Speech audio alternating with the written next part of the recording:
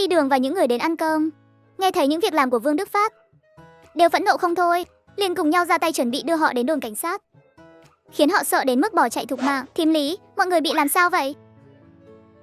Sao lại còn có chuyện phối âm hôn gì đó thế này? Thời đại nào rồi mà còn có loại chuyện này chứ? Dẫu sao đây cũng là một bà lão mà. Bề trên đến rồi sao có thể đánh người như vậy được hả? Các vị cũng đừng trách con dâu tôi ra tay nặng nhé. Trong lòng nó có thể không khổ sao hả? Lý Thu Hà thấy mọi người bắt đầu trách móc Tôn Á Mai, mới khóc lớn rồi đem chuyện của Vương Đức Phát và Mao Phương Phương trước kia ra kể hết mọi chuyện. Ngay lập tức khiến mọi người kinh ngạc đến rớt cả hàm. Tất cả đều dùng ánh mắt như kiểu sống lâu mới thấy, nhìn về phía hai cái thứ già nua này, đáng đời. Chưa đánh chót là còn nhẹ đấy. Sao còn có mặt mũi mà tìm đến tận cửa cơ chứ, hứ? Đúng vậy, chuyện này mà ở vài năm trước là phải lôi ra bắn bỏ rồi. Cái thứ gì không biết, thật là quá dơ bẩn. Ôi trời, đúng là rừng lớn thì chim gì cũng có. Hai người đã kết hôn rồi, sao còn dám đến chỗ thím Lý gây sự? Tôi thấy là chính là thầy thím Lý dạo này sống tốt rồi, nên muốn qua đây đào mỏ thôi. Ha ha ha ha. Mọi người ban nãy còn thấy Mao Phương Phương bị Tôn Á Mai đè ra đánh, giờ lại thấy đánh như vậy vẫn chưa hả giận. Khi mọi người đều chỉ trích Vương Đức Phát và Mao Phương Phương, Vương Đức Phát còn nổi giận. Lý Thu Hà, bà cũng chẳng phải hạng người tốt lành gì. Nếu bà thật lòng thương béo nữ, tại sao không để nó đi học? Chẳng qua cũng giống tôi, không thích con gái thôi. Nói cho cùng bà cũng trọng nam khinh nữ như vậy cả thôi. Tôi cho dù có trọng nam khinh nữ thì đã sao? Tôi cũng không có đem con gái vứt đi. Tôi không giống như kẻ nào đó đem tiền đi mua nhà cho con của người khác, lại còn chạy về muốn đem cháu gái ruột đi phối âm hôn cho người ta. Quá đáng lắm rồi. Tôi gọi điện báo cảnh sát ngay đây. Sao tín hiệu kém thế nhỉ? Cái điện thoại này của bà dùng bao nhiêu năm rồi? Thay cái mới đi. Đắt lắm đó. Và lại vứt đi thì cũng tiếc quá. Đem đi thu cũ đổi mới ấy, chẳng tốn bao nhiêu tiền đâu. Con iPhone 14 của tôi thu cũ cũng được hơn 2.000 đấy. Có đáng tin không? Chắc chắn rồi. Công ty đã niêm yết mà. Có hơn 2.000 cửa hàng trên toàn quốc. Hơn nữa chỗ đó còn thu mua cả túi xách, điện thoại. Cái gì cũng thu hết. Rất toàn diện. Tóm lại muốn thanh lý đồ cũ, tôi đề cử chỗ thu mua đó. Lát nữa tôi đi xem sao. Cứ xem nốt kịch hay này đã. Ông giỏi lắm, chỉ biết bắt nạt nhà con cả thôi.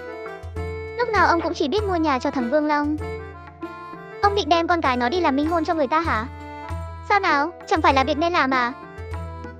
Lý Thu Hà cảm thấy chưa hả giận, liền lao thẳng đầu vào Vương Đức Phát, khiến Vương Đức Phát ngã nhào xuống đất. Ha ha ha.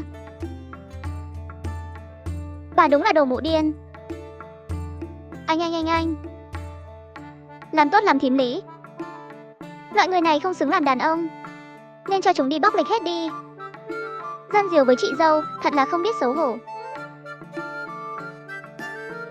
Bên cạnh, đám thanh niên thường đến nhà họ ăn cơm, ai nấy đều tỏ ra căm phẫn, đều nhìn đôi nhân tình Vương Đức Phát với ánh mắt khinh bỉ.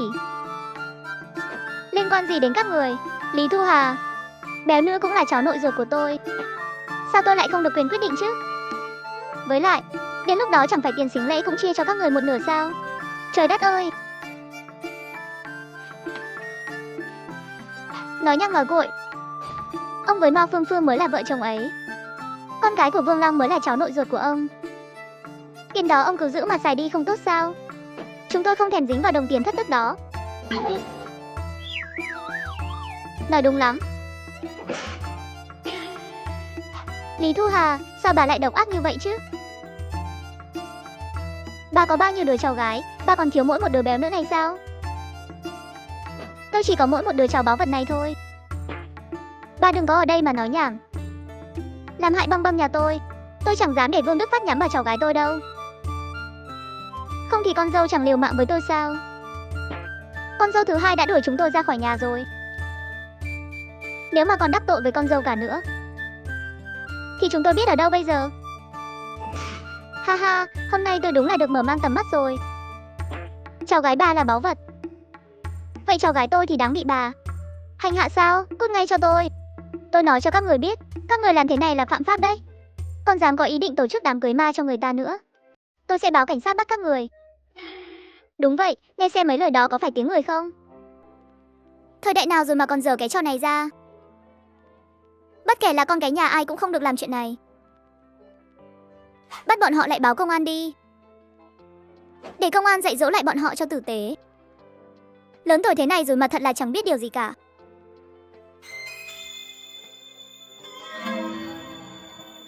Đừng mà, chúng tôi biết lỗi rồi. Lý Thu Hà, coi như bà giỏi, hừ. Chúng tôi không đi gặp công an đâu. Sau này không dám nữa đâu. Trời đất ơi! Hai con người ở hai thời đại khác nhau, cùng lúc xuyên không về thập niên 80. Một người trở thành mẹ chồng, một người trở thành con dâu. Họ cùng nhau kiếm tiền, cùng nhau hóng chuyện, cùng nhau sống một cuộc đời rạng rỡ ở thời đại này. Buổi tối Lý Thu Hà nằm trong phòng, vừa mới làm ầm một trận với bọn họ cũng thấy hơi mệt. Lúc này bà nhìn vào lòng bàn tay phải. Hứa Tình đăng tâm xong rồi, mê mơ. Ở đây viết là, lại là về Vương Đức Phát và Mao Phương Phương. Hai người họ bị chúng ta dạy cho một bài học.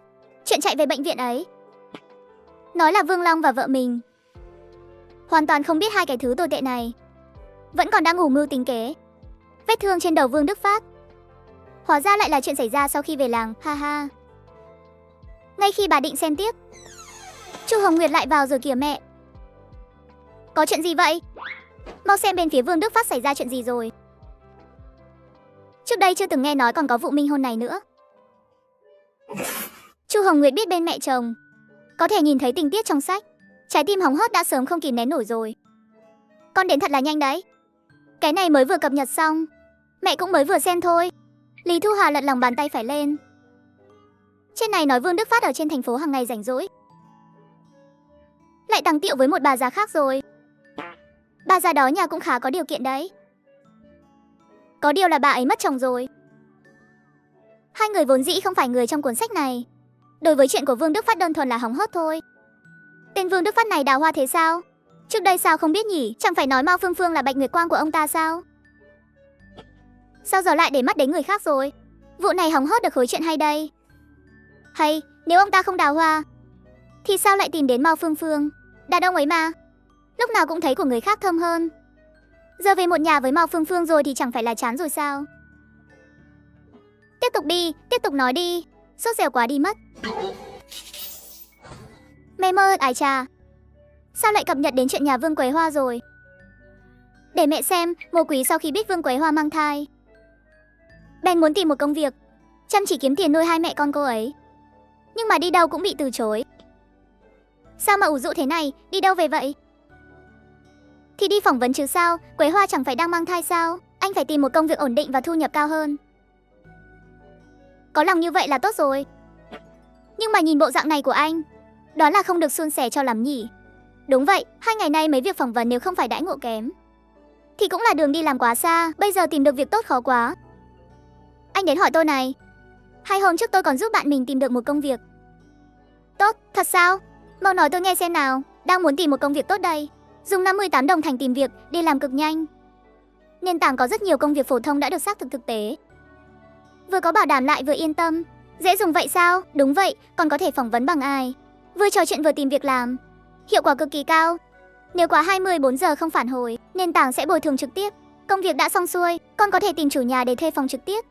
Rất thuận tiện, hãy tải ngay 58 đồng thành. Cách này hay đấy, ngày mai con sẽ thử xem sao. Chu Hồng Nguyệt và Lý Thu Hà ngồi sát bên nhau đầu giường. Hai người vừa cắn hạt dưa vừa tiếp tục câu chuyện. Vương Đức Phát sống ở nhà Vương Long có chút không vừa ý. Cứ chê nhà người ta nhỏ hẹp. Thế là nghe ngóng được bà lão họ Lưu này. Nhà bà ấy có tiền, chỗ ở cũng rộng rãi, nên muốn tìm hiểu qua lại với bà lão họ Lưu kia trước. Còn định sau này sẽ ly hôn với Mao Phương Phương sao? Lợi hại thật, đây là định ly hôn rồi tái hôn, để bước lên đỉnh cao cuộc đời rồi à? Nhưng mà sao người ta lại có thể để mắt đến ông ta chứ? Vương Đức Phát dù sao cũng chỉ là một lão già thôi. Mẹ nói xem, sao mấy bà lão các mẹ lại cứ thích ông ta thế nhỉ? Chu Hồng Nguyệt trêu chọc Lý Thu Hà. Ta đâu phải bà già thật sự, ta làm sao mà biết được, chẳng qua là đang mượn cái xác này thôi. Có lẽ là vì Vương Đức Phát mới hơn 60 tuổi. Còn bà lão họ Lưu kia đã gần 80 rồi, u là trời. Hả, mẹ nói gì cơ? Bà lão hơn 80 tuổi á? Thật là sành điệu quá đi. Chứ còn gì nữa. Nhưng ông ta mơ đẹp quá rồi. Ngày nào cũng thỏ thẻ với bà lão là mình yêu bà ấy nhường nào. Kết quả bị cháu trai của bà lão phát hiện. Người nhà bà ấy nghe nói bà cụ vậy mà lại muốn kết hôn. Còn khen lão già đó tốt thế này thế nọ.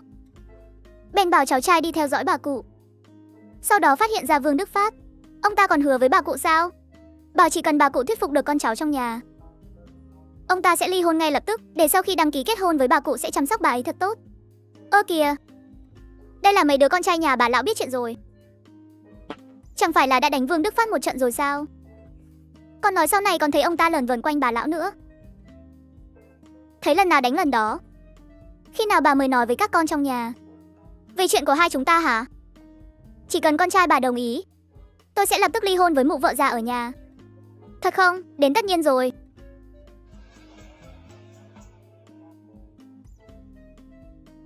Được lắm, hóa ra là cái lão già tồi tệ này hại bà lão nhà tôi. Xem hôm nay tôi có rớt ông không.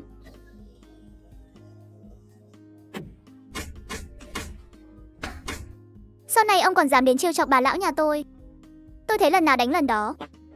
Cái hạng người gì vậy chứ? Già rồi mà còn không đứng đắn, nhổ. Ha ha ha. Lão Vương Đức Phát này đúng là giỏi gây chuyện thật. Vậy sao ông ta lại chạy đến bệnh viện bên này? Mê mưng, để tôi xem lại xem. Vương Đức Phát sau khi bị đánh thì lên bệnh viện thành phố khám. Sau đó nhìn thấy một gia đình có con trai vừa mất. Lúc hai người họ đang nói chuyện với nhau là đang nói con trai mới 17 tuổi muốn làm đám cưới ma cho con trai. Trên đó nói rằng bây giờ là một cái đám cưới ma thì hết bao nhiêu tiền. Đúng lúc bị Vương Đức Phát nghe thấy, ông ta liền chạy lại hỏi người ta xem cái đám cưới ma này tổ chức như thế nào. Nghe nói chỉ cần đưa ngày tháng năm sinh và một lọn tóc, người nhà đồng ý là được rồi. Thế là ông ta muốn kiếm món tiền này. Về nhà bàn bạc với Mao Phương Phương một hồi, hai người họ liền nhắm vào béo nữ.